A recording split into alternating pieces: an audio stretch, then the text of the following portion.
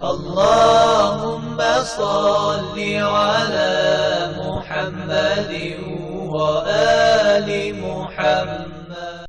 A'udhu billahi minash shaitanir rajim, bismillahir rahmanir rahim. En el nombre de Dios, el clemente, el misericordioso, la paz de Dios sea con todos sus profetas, desde Adán hasta Muhammad, salawatullah wa salamu alayhim ajma'in. En la anterior clase dimos una pequeña introducción acerca de la importancia de la conducta y el orden en la vida del ser humano. Ahora vamos a hablar de la relación que existe entre conducta y piedad, lo que llaman at-taqwa. Cuando hablamos de conducta u orden, en árabe llaman nazmul amr, o sea, el ordenar los asuntos, las cuestiones de la vida del ser humano, o sea, todos los asuntos de la vida del ser humano. Y taqwa habla de este concepto del cual ya anteriormente habíamos hablado en una de las clases cuando hablamos del temor a Dios o de la piedad, que es aquella, digamos, aquel estado del alma que no me permite,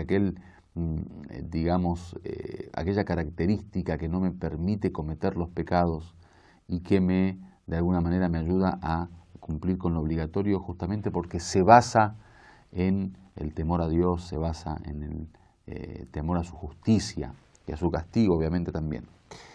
Con respecto a la relación entre taqwa, que es el temor a Dios o la piedad, que le traducen generalmente, y el orden y el tener conducta en la vida, esta relación se da en el Islam por una narración famosa, que es, digamos, el testamento que deja el imam Ali, alayhi salam, el esposo de Fátima, el primo hermano del profeta y el yerno del profeta, a sus dos hijos, a los nietos del profeta, el Hasan y el Hussein, cuando deja un testamento antes de morir en donde dice: Usikuma wa jami' waladi wa ahli wa man balagahu kitabi bitaqwa Allah wa nazmi amrikum, que significa os aconsejo, os recomiendo a todos ustedes, a todos mis hijos y a toda mi familia y a todo aquel que le llegue esta escritura, este libro, digamos, esto, Kitabi es, digamos, lo que escribió, digamos, estos renglones. Les aconsejo, les recomiendo la taqwa de Dios, el temor a Dios y la piedad en el camino de Dios y el ordenar vuestros asuntos. Esto es generalmente un testamento famoso, un consejo famoso del Imam Ali, que hoy en día, por ejemplo, generalmente se acostumbra y es preferible en las jutbas, en las disertaciones del día viernes, en el rezo del Jum'a, que es uno de estos, digamos, congresos de la comunidad islámica en donde se rezan dos ciclos en las mezquitas para poder también además escuchar dos jutbas o dos disertaciones del imam.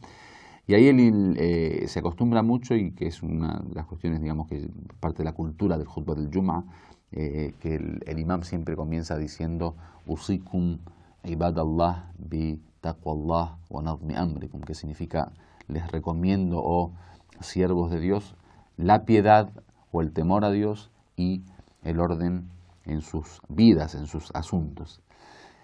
El tema de relacionar el taqwa con el orden tiene que ver con algo muy claro. Si una persona desea lograr un objetivo, como bien venimos diciendo siempre, el objetivo se logra a través de un camino, o sea, hay ciertas causas que van a provocar ese objetivo. Hay ciertos esfuerzos, ciertos factores, ciertas características del camino que tienen que reunirse todas para poder lograr ese objetivo. Ahora, nosotros sabemos muy bien que el objetivo de la vida del ser humano tiene que ver justamente con lograr el encuentro con Dios, la perfección, la felicidad y la plenitud. Entonces, está claro que el camino hacia Dios y hacia su encuentro tiene que ser sí o sí con la taqwa. Por lo tanto, un camino que solamente esté ordenado, o sea, que uno administre su movimiento sin taqwa, nos puede llevar a cualquier otra meta, pero no a la meta deseada, que es justamente el encuentro con Dios. Por lo tanto, es fundamental saber que el ser humano no le es suficiente el orden nada más, sino que además del orden necesita también, digamos, manifestar ese orden en un ámbito de taqwa, de piedad a Dios. O sea, supongamos que yo, por ejemplo, sea un ladrón muy ordenado. Puede ser que, digamos, para cada plan que tengo o que planeo para robar, tengo una administración muy fuerte, sé los horarios de cómo salir, de cómo entrar, de cómo caminar, de qué hora correr, a qué hora trotar, a qué hora tomar un taxi. Y soy muy, muy ordenado y en mi conducta, digamos, una conducta muy ordenada. Pero como no hay taqwa, como el tema se trata de hacer el mal, como el tema se trata de robar o de ser ladrón, es obvio que uno no va a llegar al objetivo de perfección. Entonces, el orden solo no es suficiente si uno lo hace a través de la desobediencia, a través de los antivalores, a través de crear ámbitos en donde no hay perfección. Está claro que el orden solo no. Por otro lado, también está lo otro, que el taqwa sola o la piedad sola tampoco hace a la vida del hombre. Porque supongamos que una persona dice, bueno, está bien, yo como tengo taqwa, entonces no voy a pecar. Entonces dice, bueno, para no pecar, entonces me encierro en una habitación. Y vivo toda la vida encerrado en una habitación para no pecar. Eso es taqwa, o sea, por temor a Dios y al castigo o a su justicia, uno tiene un estado interno que no le permite pecar, pero es un estado sin orden. O sea, uno tiene que lograr ese estado estando en la sociedad, viviendo en la sociedad, viviendo el día a día, la vida cotidiana, las vicisitudes de la vida. Uno tiene que trabajar y tiene... O el equilibrio que crea, por ejemplo, la Sharia, esto del taqwa, no es una cuestión desequilibrada y, digamos, sin ningún tipo de orden. La Sharia misma, cuando dice, por ejemplo, rezar, Dios nos obliga a rezar 5 veces, si no hubiera estado este orden, entonces uno podría pasar todo el día rezando, supongamos, como de hecho ocurre con muchas personas que tienen por un lado taqwa, pero no tienen orden. Entonces están 20 horas por día rezando, por ejemplo, 20 horas por día leyendo y estudiando. Todo estos son valores, pero son valores cuando están dentro de un orden, o sea, de un ámbito en donde cada cosa tiene su espacio, su tiempo, su lugar, y uno puede lograr en realidad un desarrollo equilibrado de todas las dimensiones de la vida humana. Supongamos que una persona dice, bueno, está bien, por ejemplo, a nivel ético y moral, el amor. Dice, bueno, el amor es un valor, pero no significa que el amor es el único valor del universo como para poder, digamos, priorizarlo sobre otros valores. El tema de la libertad, por ejemplo, uno de los problemas que tenemos hoy en día en la cultura occidental, que se ha priorizado la libertad por sobre otros valores. Se ha establecido a la libertad como el único valor importante de la vida del ser humano, aunque eso tenga que ver con la falta de respeto de otros, como pasa en estos días que estamos viendo justamente el tema de lo que pasó en París y las caricaturas en contra del profeta, como que todo va dirigido en que los musulmanes no aceptan la libertad de expresión. ¿Quién dijo que la libertad de expresión es tener que insultar a los demás? Es tener que faltar al respeto a las cosas sagradas de los demás, a los elementos sagrados de las otras culturas.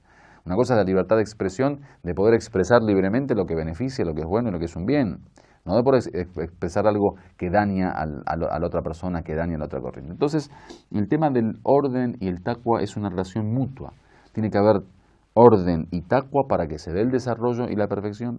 Orden solo no funciona, taqwa solo no funciona. Por eso, miren el Corán cómo trata el tema. Cuando dice en la ley acerca del orden del universo, o sea, hasta la naturaleza está bajo un orden, que es justamente estas normas de la naturaleza. La shamsu yanbaghi laha an tudrika al-qamar wala al-laylu sabiqun nahar wa kullun fi falakin yasbahun.